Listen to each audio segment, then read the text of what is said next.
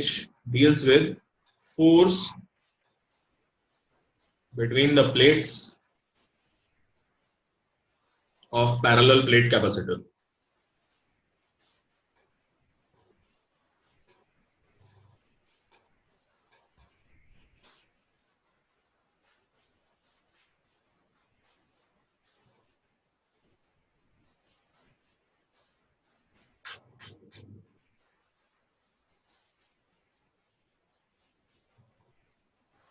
Capacitance C given है और आपने इसको V वोल्टेज वाली बैटरी के अक्रॉस कनेक्ट कर दिया, तो इसके अक्रॉस भी पोटेंशियल डिफरेंस कितना आ जाएगा? इसके across potential difference will be V। Charge कितना आ गया इसके ऊपर?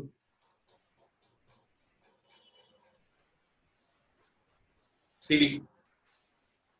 CV is the charge. एक तरीका है एनर्जी से, एनर्जी से करने का तरीका क्या होगा देखो, मान लीजिए दोनों प्लेट्स थे आपके पास and they have some charge Q,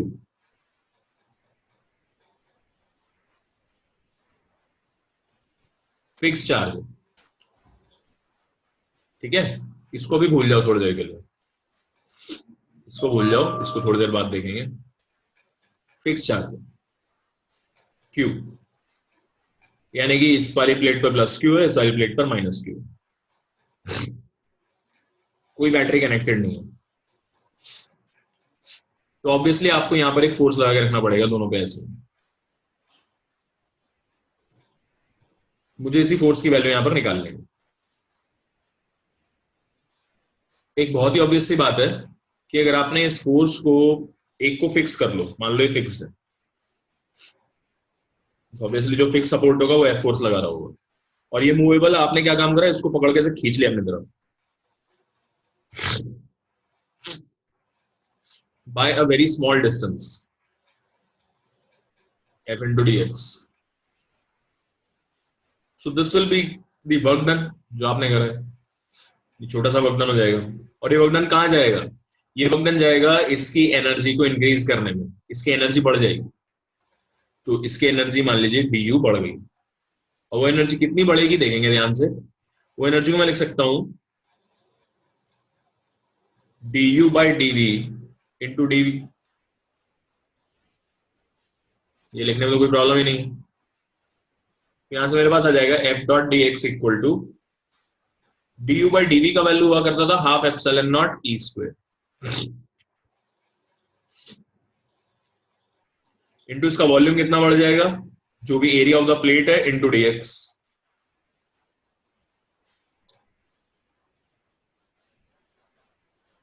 and that's it, force का वैल्यू आ गया,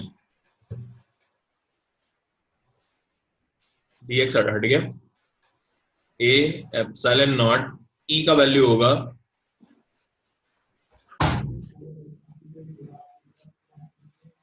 E का वैल्यू याद है, E का वैल्यू होगा यहां पर E is equal to Q over A epsilon not, अंदर जो नेट फील्ड होती है उसका वैल्यू है, तो लिख दूंगा तो Q square upon A square epsilon not square and 2 भी आएगा।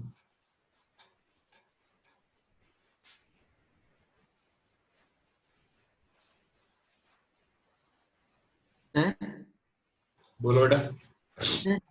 एक्सटर्नल फोर्स लगा के उसको डिस्प्लेस किया है, तो energy store should be due to external force.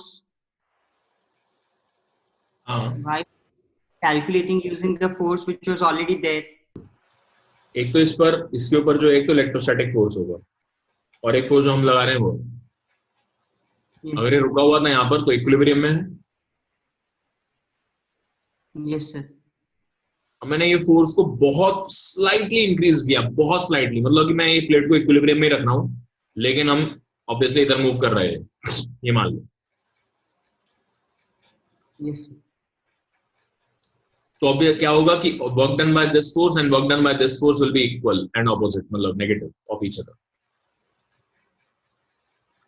Yes sir, आप समझ में। इसका जो वर्क डन है उसका नेगेटिव यहाँ पर एनर्जी स्टोर होगा, negative of the work done by electrostatic force वही एनर्जी स्टोर होगा। और इसका अगर मुझे वर्क डन चाहिए, मतलब इससे निकालना है, तो इसका पॉजिटिव लेना पड़ेगा, वही काम कर रहा है।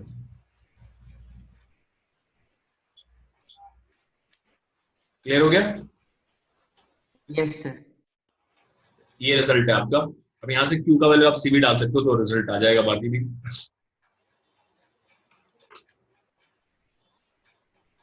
तो ये एनर्जी वाला मेथड है, इसको आप डायरेक्ट भी कर सकते थे। इसकी वजह से तो फील्ड लिख दो और इसका चार्ज ले लो। तो फील्ड होता था Q upon 2a epsilon not, और इसका चार्ज है क्यू, तो Q square upon 2 epsilon not, इसीलिए आ रहा है। एक की वजह से फील्ड, दूसरे की वजह से चार्ज। यहां ध्यान दो, यहां पर जो इलेक्ट्रिक फील्ड है वो टोटल है, नेट इलेक्ट्रिक फील्ड है। इसमें जब आप इसको फोर्स जब लिख रहे हो आप Q into D, Q into E कर रहे हो, तो ये एक की वजह से फील्ड होगी, दूसरा का चार्ज होगा। तो दैट इज द डिफरेंस। यहाँ पर इलेक्ट्रिक फील्ड का वैल्यू और यहाँ पर इलेक्ट्रिक फील्ड का वैल्यू डिफरेंट है। वैल्यू चेंज मतलब अगर 5 न्यूटन है तो 10 न्यूटन आने लगता। मतलब जो Q Q equal to CV है ना सर, वो तो एक ही बात हो गई ना, वो अलग कोई होता है। That is the same thing, मतलब क्यू की जगह आप सीवी रख दोगे तो उसमें तो बात ये है कि देखो ध्यान से सुनो, इस वाले रिजल्ट से अगर आप निकालोगे तो सेम आंसर आ ही जाएगा ऑब्वियसली, लेकिन अगर आप इधर से करने की कोशिश करोगे you will get a different result, because जब आप इसको खींचोगे तो चार्ज कांस्टेंट नहीं रह पाएगा। यहाँ पर चार्ज कांस्टेंट नहीं है तो इलेक्ट्रिक फील्ड कांस्टेंट नहीं रहेगी। चार्ज कांस्टेंट क्यों नहीं रह पाएगा सोचो,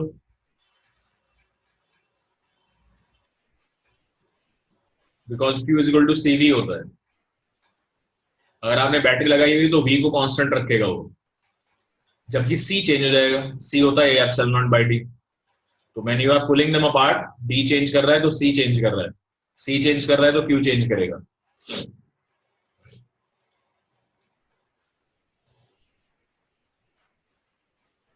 तो इस वजह से ये वाला जो रिजल्ट, ये आपको डिफरेंट आंसर, मतलब ऑब्वियसली इसमें जो फोर्स रहेगी वो यही आंसर आएगा उसका, उसमें फर्क नहीं है।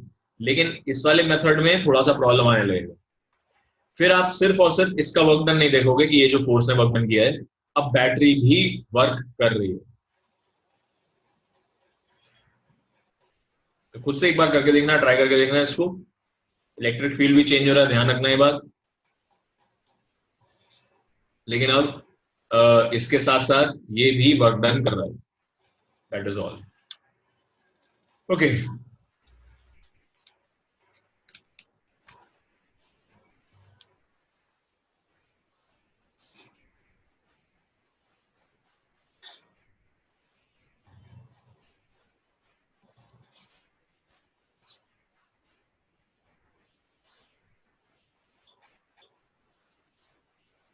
देखो जरा, एरिया ऑफ द प्लेट्स दिया हुआ है A, चार्ज दिया हुआ है Q, इस पर मास हैंग कर रहा है M, इसका कोई स्प्रिंग कांस्टेंट K है, एक्सटेंशन बोलो कितना होगा,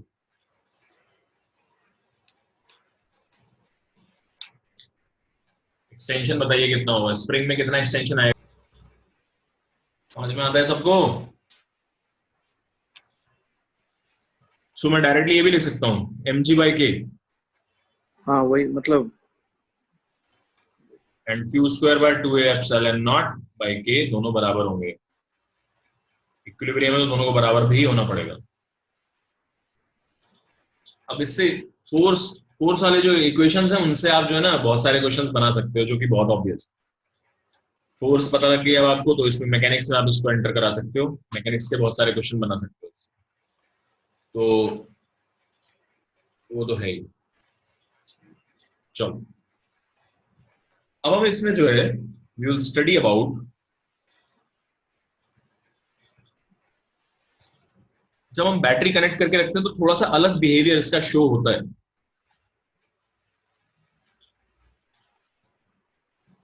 ध्यान से समझना है इस क्वेश्चन को।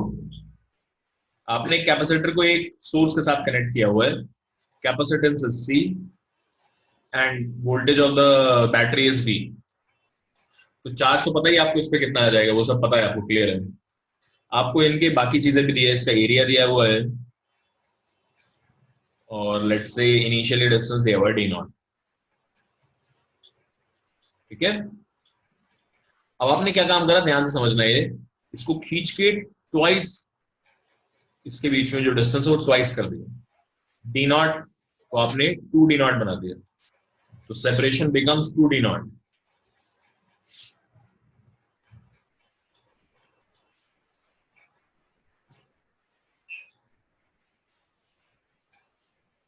एनर्जी स्टोर्ड कितना चेंज होगा, find delta U, find delta U. So इस वाले केस में इनिशियल एनर्जी और फाइनल एनर्जी का डिफरेंस चाहिए, तो फाइनल एनर्जी लिखते हैं, final energy will be half C final V square, और इनिशियल एनर्जी हो जाएगी half C initial V square. C initial का वैल्यू तो सी है, सी फाइनल का वैल्यू कितना होगा,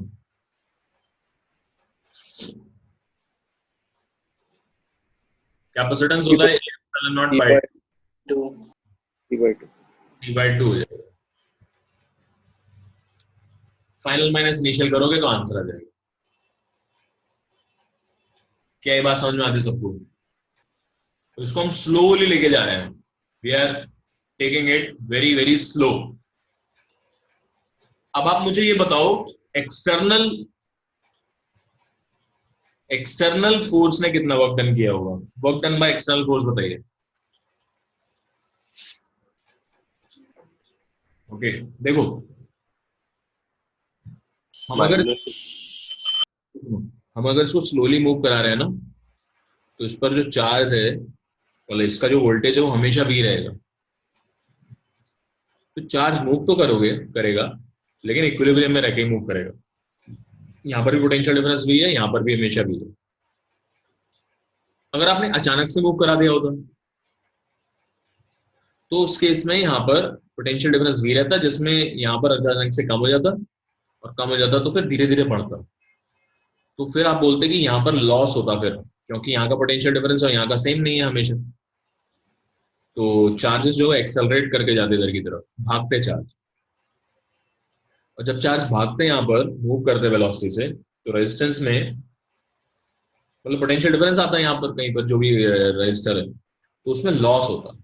तो पहली चीज तो ये समझो, जब आप स्लोली इसको मूव करा रहे हो, there is no loss, loss नहीं है कुछ। और जब लॉस नहीं है तो total work done equal to delta U लगा दोगे। टोटल वर्क डन में आपका जाएगा work done by external force plus work done by battery equal to change in U. इसका वैल्यू तुमने निकाल ही लिया था शायद, हाफ कितना आ रहा था, 1/4 आ रहा था ना, माइनस। हाँ ठीक, ये तो निकाल ही लिया था। वर्क डन बाय एक्सटर्नल निकालना तो वर्क डन बाय बैटरी निकाल लो। वर्क डन बाय बैटरी कितना होगा, चार्ज जितना भी फ्लो कर गया इनटू वी। अगर चार्ज इस डायरेक्शन में फ्लो करता है तो पॉजिटिव वर्क डन, अगर इस डायरेक्शन फ्लो करता है तो नेगेटिव वर्क। तो बताइए कितना है, सर बोलो। सर आपने कहा कि अगर हम उसे एक झटके से डिस्टेंस उसका अगर हम बढ़ा दें तो फिर ये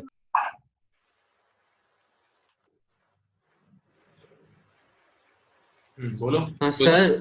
इसका चार्ज अचानक से चेंज नहीं होगा। हाँ सर, लेकिन आपने कहा कि लॉस होगा एक, लेकिन सर यहाँ पे तो वायर्स का तो हम रेजिस्टेंस नेग्लिजिबल लेते हैं। जीरो भी ले, अगर जीरो रेजिस्टेंस ले लिया तो करंट इनफाइनाइट हो जाएगा बेटा।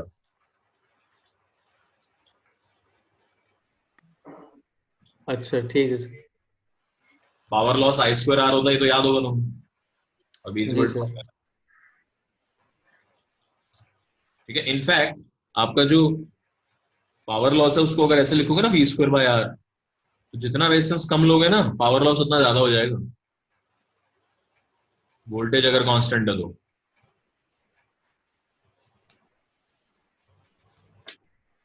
ठीक है सर। तो ऐसा नहीं है कि रेजिस्टेंस कम करना हमेशा बेटर होता है, ये ध्यान रखना।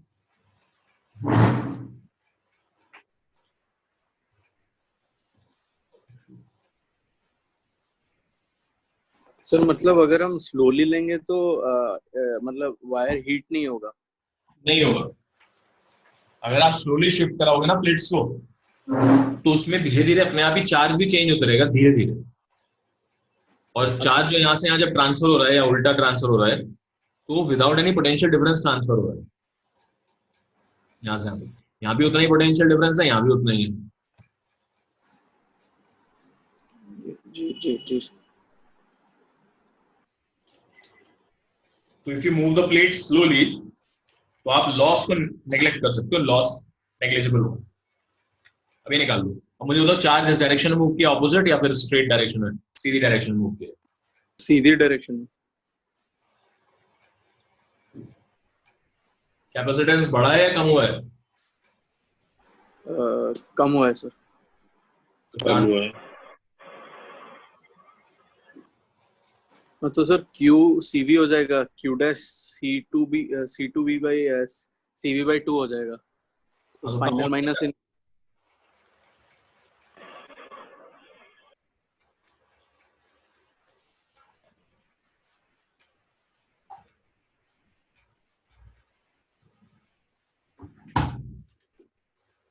CV से CV बाई 2 हो गया, तो चार्ज ऐसा आएगा ना, इस चीज को समझ लो अच्छे से, ये इसमें काफी यूज होगा। कितना चार्ज फ्लो हो गया, किस डायरेक्शन में हो गया। सर फाइनल माइनस इनिशियल करेंगे तो नेगेटिव में आएगा ना सर? यार फॉर्मूला ही क्यों दिमाग में रखते हो, फॉर्मूला तुम गलत कर देते हो। फाइनल माइनस इनिशियल होता है कितना उस बॉडी पे आया charge, charge entering into the body होता है वो फाइनल माइनस इनिशियल। करो कितना आ रहा है, चार्ज एंटरिंग आ रहा है नेगेटिव, यानी चार्ज लीविंग पॉजिटिव है, यानी इस डायरेक्शन में जा रहा है पॉजिटिव चार्ज। संकेत fdx का इंटीग्रेशन करके देखो, ट्राई करके देखो। सर वही आ रहा है। आएगा obviously, yes but only if there is no loss.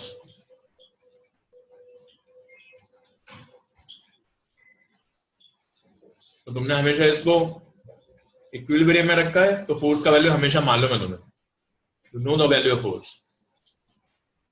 झटके से मूव करा दोगे तो फोर्स नहीं पता कितना, तो लॉस भी आएगा फिर उसके अकॉर्डिंग। अब यही सेम क्वेश्चन आपने इसी बैटरी के अक्रॉस इसको लगाया पहले, कैपेसिटेंस सीधा इसका, और फिर एक बार लगाकर चार्ज हो गया, ये चार्ज आ गया, उसको उठा के अलग रख दिया इसी वाले कैपेसिटर को। इसके अक्रॉस पोटेंशियल डिफरेंस अब V। Now there is no battery across it and potential difference V है अभी। अभी बताओ जरा, डिस्टेंस को D0 से 2D0 करने में कितना वर्क डन करना पड़ेगा? इसमें जो भी वर्क डन होगा वो सारे का सारा एनर्जी में जाएगा।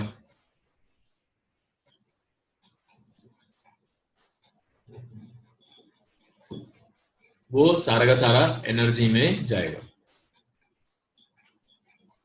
यहां कैसे निकालोगे? क्या यहाँ पोटेंशियल डिफरेंस कांस्टेंट रहेगा? तो बिल्कुल नहीं रहेगा। तो आप एनर्जीज कैसे लिखोगे? तो इनिशियल एनर्जी देखो, इनिशियल एनर्जी तो हाफ CV स्क्वायर लिख सकते हो डायरेक्टली, या फिर इसको Q स्क्वायर बाय 2C भी लिख सकते हो। तो Q कांस्टेंट रहेगा, इसमें चार्ज नहीं चेंज होने वाला, पोटेंशियल डिफरेंस चेंज हो जाएगा बट चार्ज नहीं होगा। इनिशियल एनर्जी फाइनल एनर्जी हो जाएगी Q square upon 2C by 2।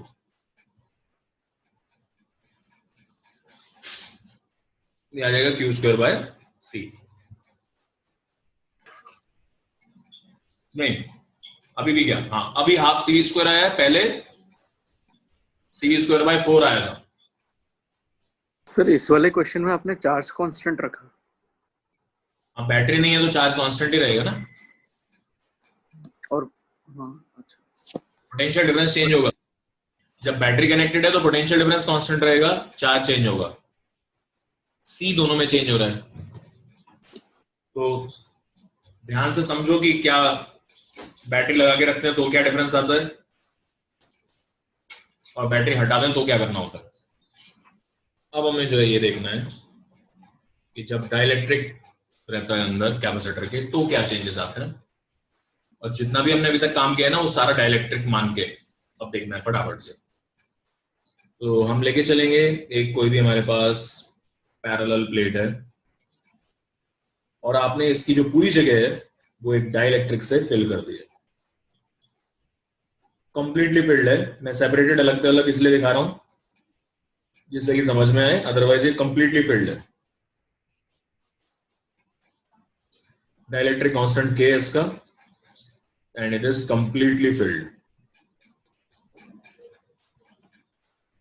अगर आप नॉर्मली सोचो कैपेसिटेंस होता था A epsilon not by D। In fact कोई भी कैपेसिटर हो किसी भी शेप और साइज का, उसमें एप्सिलॉन नॉट वाली जो क्वांटिटी है ऊपर ही आती है, ऊपर ही आती है। तो अगर आपने इसके बीच का मीडियम जो है वो कैपेसिटेंस उसका डाइलेक्ट्रिक कांस्टेंट K से भर दिया तो वहां पर उसकी परमिटिविटी चाहिए मुझे, ये एप्सिलॉन बाय D हो जाएगा। एप्सिलॉन का वैल्यू होता था ER into E नॉट, याद है ये relative permittivity which is same as K।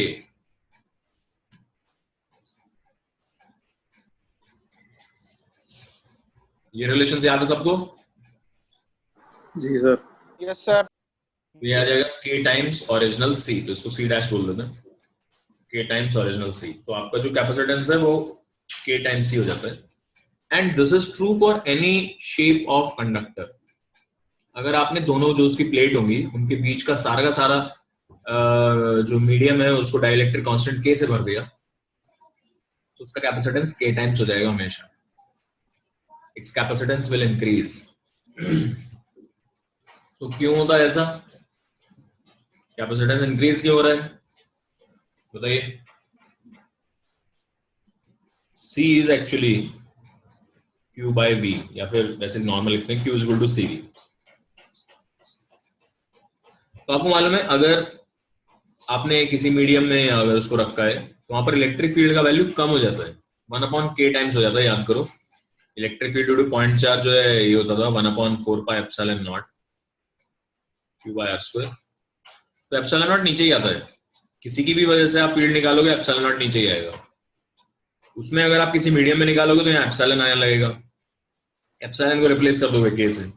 तो बेसिक फंडा तो यहाँ से आ रहा है, इलेक्ट्रिक फील्ड आपकी 1/K टाइम्स हो जाती है। To get the same potential difference, electric field ज्यादा है इलेक्ट्रिक फील्ड कम है, पोटेंशियल डिफरेंस अब जो है आपका क्या होगा, कम हो जाएगा। और अगर आपको सेम चार्ज स्टोर करना है तो कैपेसिटेंस बढ़ जाएगा। चार्ज अगर मैंने सेम रखा है, दिस इज सेम, कोई बैटरी नहीं लगाई, कुछ नहीं लगाया, हमने पहले charge plus Q minus Q लिया हुआ था, तो चार्ज सेम रहेगा। अगर आप इलेक्ट्रिक भी इंसर्ट करा दोगे तो वोल्टेज अपने आप कम हो जाएगा because electric field will decrease और कैपेसिटेंस अपने आप ही उतना ही बढ़ जाएगा। So this decrease by K and this will increase by K। ये दोनों कैंसिल होके आपको Q सेम दे देंगे। तो इलेक्ट्रिक फील्ड जो होती है अंदर इसके 1/K टाइम्स हो जाएगी कंपेयर टू दी वैक्यूम।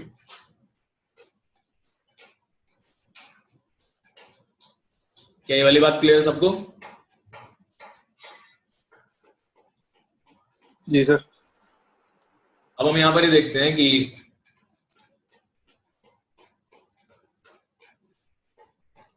अगर मान लीजिए मैंने एक कैपेसिटेंस ना रख के, मतलब एक डाइलेक्ट्रिक ना रख के सेवरल रख के, इधर K1 डाल दिया, इधर K2 डाल दिया, इधर K3 डाल दिया,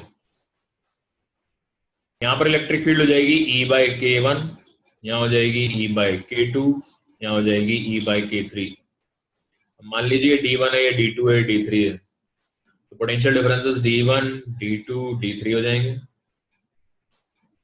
Once you get the potential difference, total potential difference आ जाएगा E by D1 upon K1 plus E by E into D2 upon K2 plus E D3 upon K3।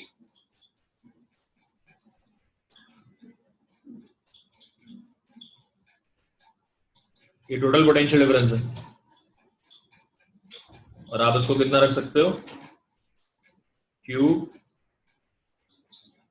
by C।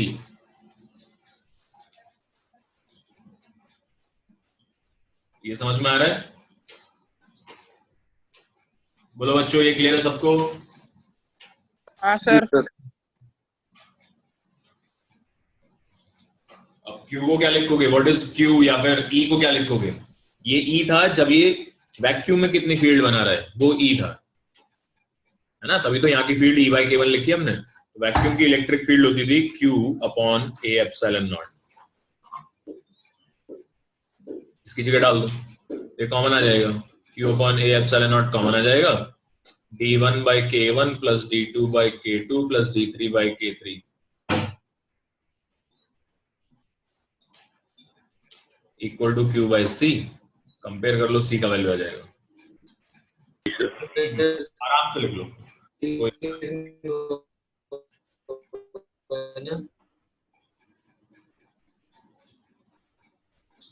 Sir बोलो। Sir ये तो 3 capacitor series में होने के analogous है। बिल्कुल, अब की बार हमने ये काम किया, K1 K2 K3।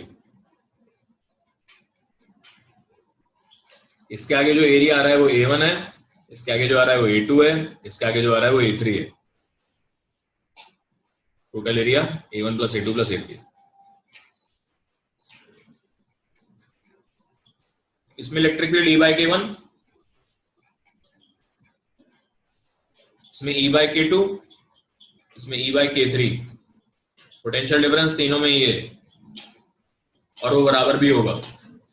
E by K1 equal to E by K2 हो गया, पोटेंशियल सेम गलत हो गया, गलत हो गया।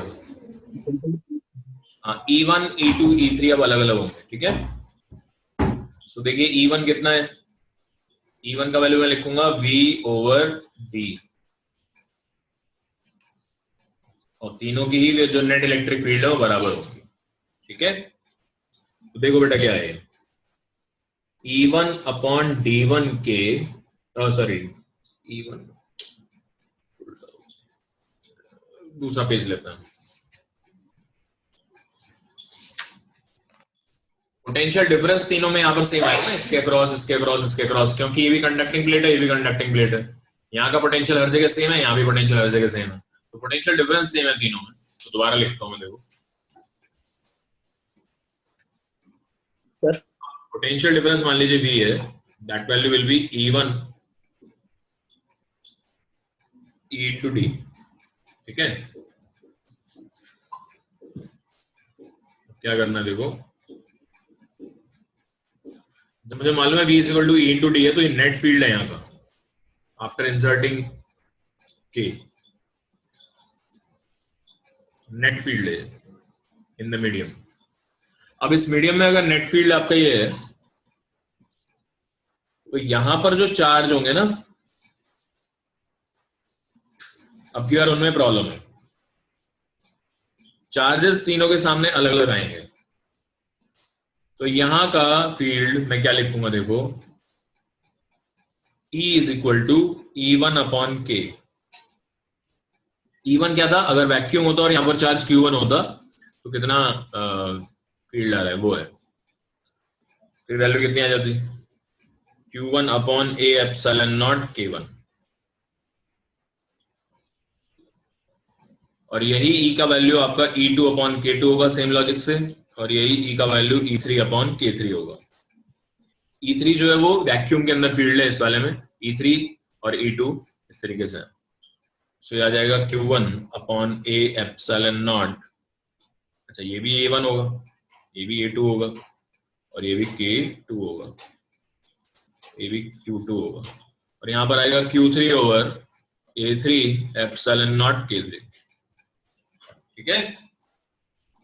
तो ये आपका E आया है, E, जबकि E तीनों के लिए सेम है, E तीनों के लिए सेम है, और आपको करना है Q is equal to C से कंपेयर, ऑलराइट। तुम्हारे पास रिलेशन आया Q1 upon A1 K1 epsilon naught equal to Q2 over A2 K2 equal to Q3 over epsilon naught A2 A3 K3। इसको मान लीजिए कुछ है ये और कांस्टेंट मान लो, इसको सी मान लो, सी नहीं सॉरी, इसको मान लो पी। सो Q1 का वैल्यू पता लग गया आपको कितना आ रहा है, ऐसे Q2 का वैल्यू पता लग गया, ऐसे Q3 का वैल्यू पता लग गया। ऐड कर लो तीनों को, जब आप तीनों को ऐड करोगे तो क्या आएगा, total Q। So you will be getting P times epsilon naught A1 K1 plus A2 K2 plus A3 K3 equal to C into V।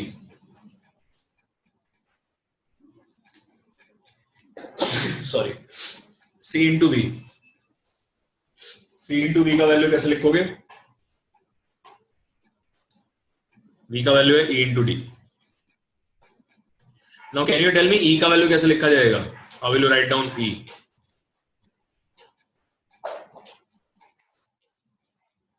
अच्छा, इसको मैंने P लिखा ही क्यों है, E तो ये है, सॉरी ये E है खुद, तो वो ठीक है, ये E का ही वैल्यू आया, यहां से काट दो E, C आ जाएगा।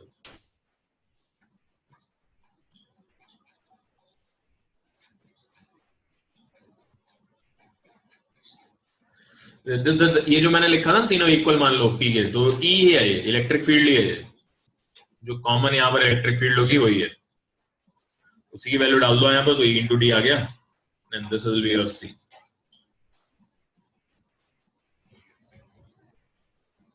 कैलकुलेशन है और कुछ नहीं है इसमें, बेसिक फंडामेंटल्स आपको समझने हैं। जब आप इस तरीके से डाइलेक्ट्रिक लगाओगे तो इसके सामने अलग चार्ज आएगा, यहाँ अलग आएगा, यहाँ अलग आएगा, total charge Q1 plus Q2 plus Q3 होगा। इलेक्ट्रिक फील्ड सब जगह सेम रहेगी क्योंकि पोटेंशियल डिफरेंस सेम है, नेट इलेक्ट्रिक फील्ड। लेकिन अगर हम वैक्यूम वाली बात करेंगे तो वैक्यूम वाली इलेक्ट्रिक फील्ड यहाँ पर होगी Q1 upon A1 epsilon not, उसको आप K1 से डिवाइड करोगे तो ये वाली फील्ड आएगी जो कांस्टेंट है तीनों में। ऐसे ही तीनों के साथ करोगे तो ये रिजल्ट आए, फिर आपने इन तीनों को इक्वल तो ले लिया ऑब्वियसली, और ये सब E के बराबर है। then you are using this result Q is equal to CV। अब ये रिजल्ट थोड़ा सीरीज पैरेलल से मैच करता है, तो थोड़ा सीरीज पैरेलल देख लो इसमें। हालांकि मैंने सबके बारे में शायद पहले एक चीज कॉमन बता दी थी आपको कि V is equal to IR।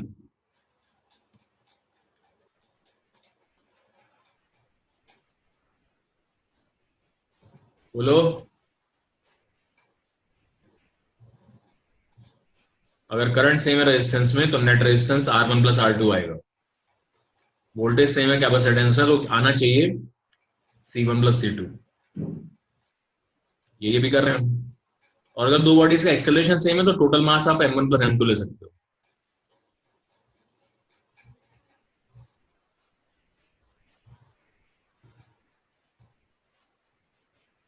अरे बोलो भाई, क्लियर है क्या ये चीज, ये याद है? जी सर।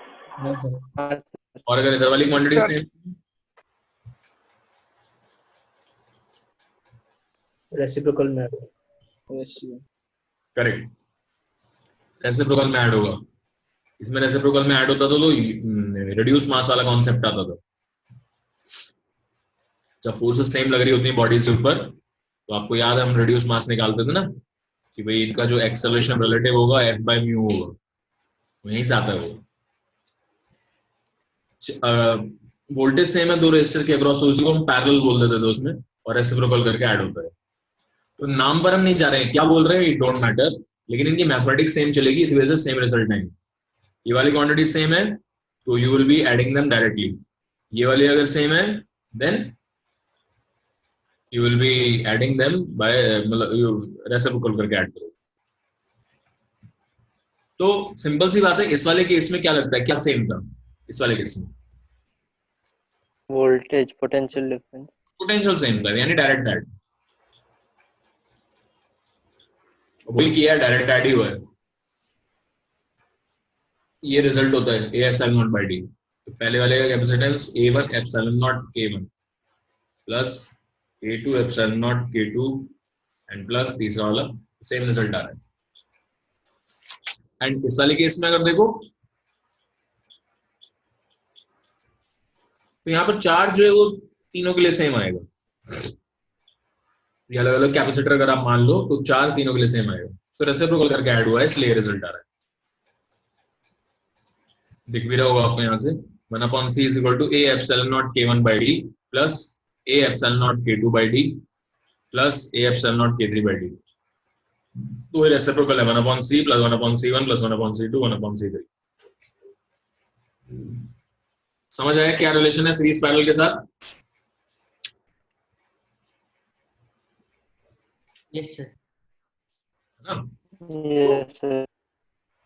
इसमें कुछ और भी होता है क्या? कुछ और ही बताया था ना तुम्हें?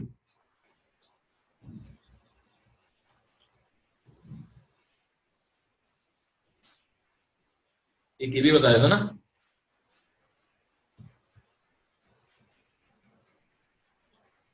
स्प्रिंग, स्प्रिंग वाला याद है? Yes sir. फोर्सेस सेम है अगर स्प्रिंग में तो रेसिप्रोकल करके ऐड होगा, उनके डिस्प्लेसमेंट सेम है तो डायरेक्ट ऐड होगा। अब नाम चाहे कुछ भी हो, डोंट मैटर, इसको आप सीरीज भी बोल सकते हो, पैरेलल भी बोल सकते हो, डिपेंडिंग अपॉन कैसा दिखने में है उसके हिसाब से बोलते हैं। लेकिन मेन जो सी मैथमेटिक्स है वो इनसे चलती है कि ये सेम आ रहा है या फिर ये सेम आ रहा है। एक और आएगा इसमें, लास्ट में आएगा वो एकदम, phi is equal to Li, ये करंट है, ये फ्लक्स है, मैग्नेटिक फ्लक्स है, लेकिन वो चीज लास्ट में आएगी। ऑलराइट, तो इतना बात आपको समझ में आ गया। अब हम थोड़े से इसमें और अच्छे टाइप के क्वेश्चन कर सकते हैं, जैसे देखो टोटल प्लेट एरिया ए है, तो a/2 इधर है, a/2 इधर है, ये सेपरेशन d है, तो d/2 इधर है, d/2 इधर है, और आपने इस तरीके से इसमें डाइलेक्ट्रिक फिल कर दिया। इसका कैपेसिटेंस कैसे निकालोगे ये सोच के बताओ। Now you केवल तो सीरीज में और आपस में पैरेलल। ठीक है सर। आंसर बताओ। सीरीज में साथ ये पैरेलल में, यही काम कर रहे हैं सब लोग। हाँ सर। ये दोनों का रेसिप्रोकल करके ऐड करना है, फिर जो रिजल्ट आएगा उसको डायरेक्ट ऐड करना है। ओके? हाँ सर। तो उसका मान लो C1 आया, इसका C2 आया, इसका C3 आया, तो answer will be C3 plus C1 C2 upon C1 plus C2।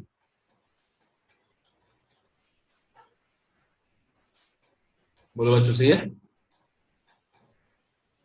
हाँ सर। तो मुझे बताओ C1 का वैल्यू कितना है?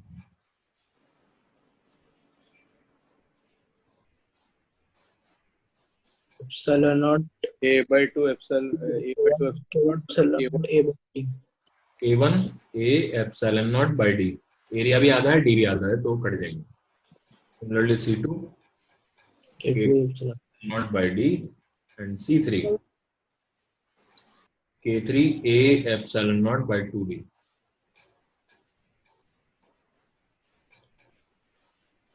ठीक है, तीनों वैल्यू कौन सीरीज में कौन पैरेलल में किसके साथ बताएंगे सोच के। K1 K2 पैरेलल में और आपस में K3 के साथ सीरीज में। गलत हो गया ये, दोबारा सोचो, 2 मिनट का टाइम है, आराम से सोचो। सर बोलो। सर C1 और C2 का वैल्यू मतलब 2K1 है इप्सिलॉन नॉट बाय डी होगा शायद। बेटा इसमें एरिया भी आधा है और d/2 भी है ना, डिस्टेंस भी आधा है। अच्छा ठीक है सर। फिर से बता देता हूँ, K1 K2 जो तुमने बोला था पैरेलल में होंगे वो गलत है, पैरेलल में नहीं होंगे। आराम से सोचो 2 मिनट और फिर बताना क्यों नहीं है, ये भी सोचना है। कुछ आया?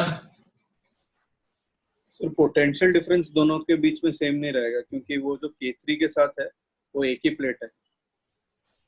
एक ही प्लेट है मतलब K3 का जो राइट हैंड साइड में है तो वो कैपेसिटर, और वो जो K1 K2 में जो आधा आधा डिवाइड हुआ है, तो अगर वो आधा आधा डिवाइड हुआ है तो मतलब वो अगर मतलब उधर चार्ज सेम होने के लिए, चार्ज अगर सेम हो जाएगा तो K1 K2 का पोटेंशियल डिफरेंस सेम नहीं हो पाएगा।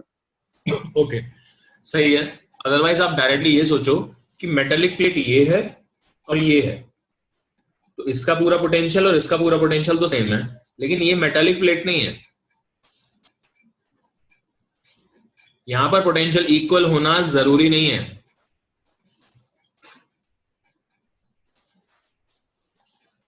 क्या ये वाली बात समझ में आती है?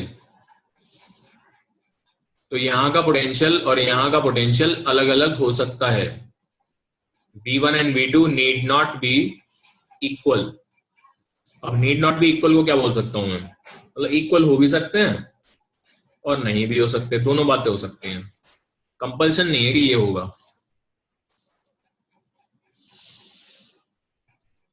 और इस पर्टिकुलर केस में अगर K3 का वैल्यू कुछ भी डिफरेंट है तो नहीं होगा। ठीक है, तो ऐसे में क्या करोगे आप अपनी मर्जी से ये काम कर सकते हो। इसको 4 पार्ट में डिवाइड कर लो, K3 K3। ये दोनों सीरीज में आ जाएंगे, कोई प्रॉब्लम नहीं। ये दोनों पैरेलल सीरीज में आ जाएंगे, उनका भी कोई प्रॉब्लम नहीं।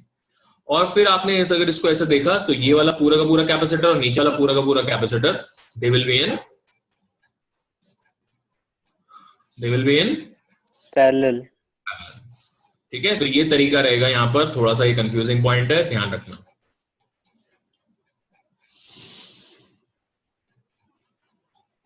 अब आंसर बताओ इसका। ये C3, ये भी C3 मान ले तो बराबर ही होंगे दोनों, और C2। तो C1 C3 over C1 plus C3 plus C2 C3 over C2 plus C3 है ना, ये दोनों सीरीज में है, तो रेसिप्रोकल ऐड और फिर बाकी उसके बाद दोनों डायरेक्ट ऐड। C1 का वैल्यू कोई आधा आधा करके चलते हैं ना, बिल्कुल पूरा। ये भी बीच में था एकदम और ये भी एकदम बीच में। उसका वैल्यू आ जाएगा K1 A epsilon not by D। C2 भी आ जाएगा K2 A epsilon not by D। जबकि C3 की जो वैल्यूज आएंगी वो K3 A epsilon not by D आएगी। यहाँ पर C3 ये पूरा था तो ऐसे आ गया था इसमें ऐसे। तो अगर आपके पास इस टाइप के 4 डाइलेक्ट्रिक अलग अलग डाले आपने, तो आप इन दोनों को पैरेलल में और इन दोनों को पैरेलल में नहीं ले सकते। ये समझ में आता है? आपको हमेशा ही क्या करना पड़ेगा, इन दोनों को सीरीज में लेना पड़ेगा, इन दोनों को सीरीज में लेना पड़ेगा और फिर आपस में इन दोनों पैरेलल बनाने पड़ेंगे। बिकॉज ये वाला जो आपका सरफेस है ये एक भी पोटेंशियल नहीं होगा, since this is a dielectric और इंसुलेटर। क्या वाली बात क्लियर है सबको? Yes sir. ठीक है, तो आज की कहानी यही खत्म। क्वेश्चन देख लो एक, ये क्वेश्चन आप करके लेके आना। हमने डाइलेक्ट्रिक कुछ ऐसा भरा है, इधर K1 है इधर K2 है, एरिया A है, डिस्टेंस B है।